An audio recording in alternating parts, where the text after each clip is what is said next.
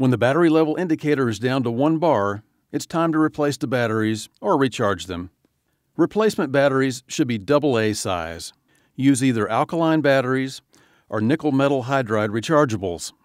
Expect up to 20 hours of operation depending upon the type of batteries used and their quality. 1.5 volt lithium batteries can also be used, but 3.7 volt lithium batteries will damage the detector and should not be used. Access and replace the batteries by rotating the battery cover housing 1/4 turn counterclockwise. Pull and remove the cap to slide the battery holder out. Remove the batteries when the detector will be stored more than 30 days.